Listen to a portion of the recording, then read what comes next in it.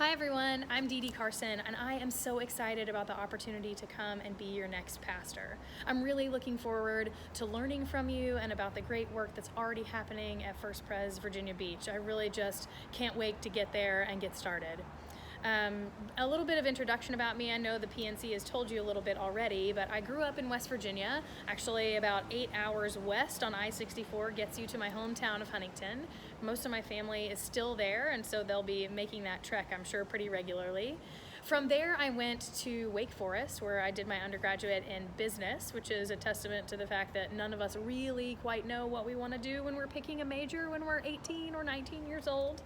But during my undergraduate career, I volunteered and became heavily involved with the youth ministry at First Presbyterian Church there in Winston-Salem.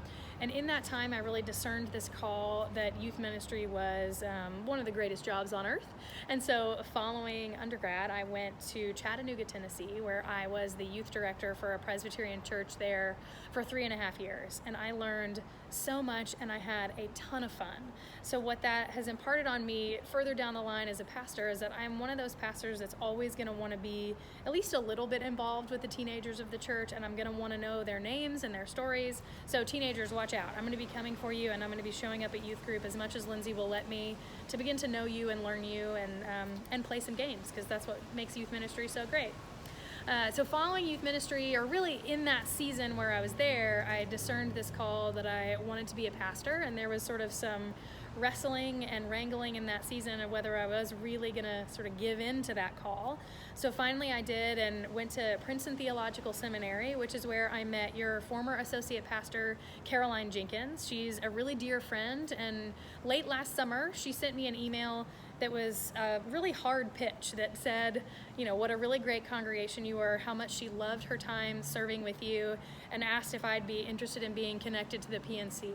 And so I started doing a little research and realized that you all really are a remarkable congregation, and your needs and my skills were a pretty remarkable fit. So following Caroline's introduction, then I started conversations with the PNC way back in the fall. So you have Caroline to thank for this. And then following Princeton, my husband and I moved here to Waco, where he did a PhD in religion and literature at Baylor University. He finished that several years ago and has been teaching in the English department here.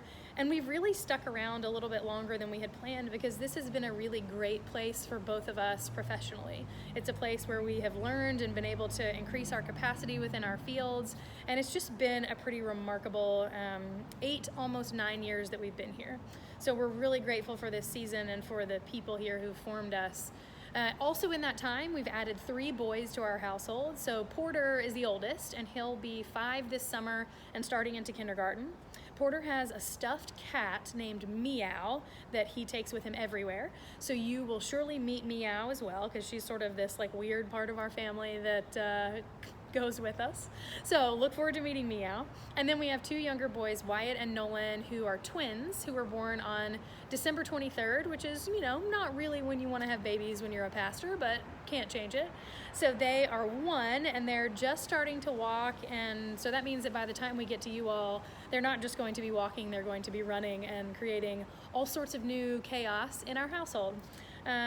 So that's a little bit about us. We are, a pretty energetic, high energy, spend a lot of time outside kind of household, because that's good for burning up the energy of not just the boys, but me and my husband as well.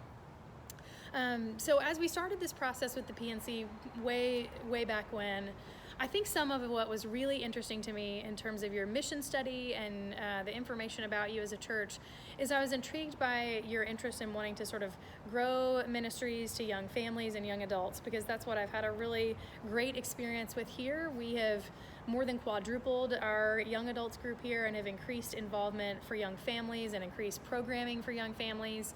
We've got young adults who are serving in every capacity of leadership here at the church, and it's become a really strong demographic for us here at First Pres Waco. So I bring a lot of skill and interest as I come, because I am a young adult and I am a member of a young family, so that is of course of importance to me.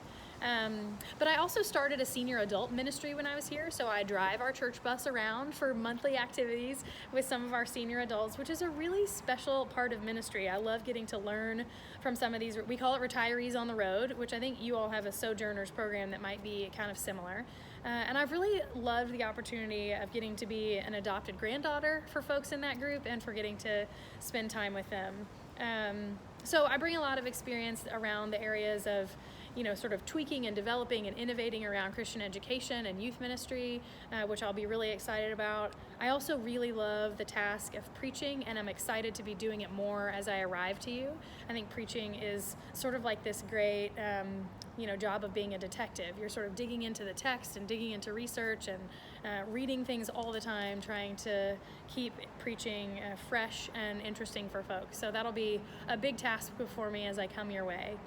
But I think what always interests me most about ministry is the way pastors like myself are privileged to be invited into these really sacred moments within the lives of your families. So as a pastor, I get to do these really cool things like officiate weddings or baptize your children or grandchildren. And those are really remarkable, high holy days in the lives of families. But the other thing I get to do is I get to show up to hospital rooms and hold hands and say prayers and maybe even cry with you on days that might be some of the worst in your story.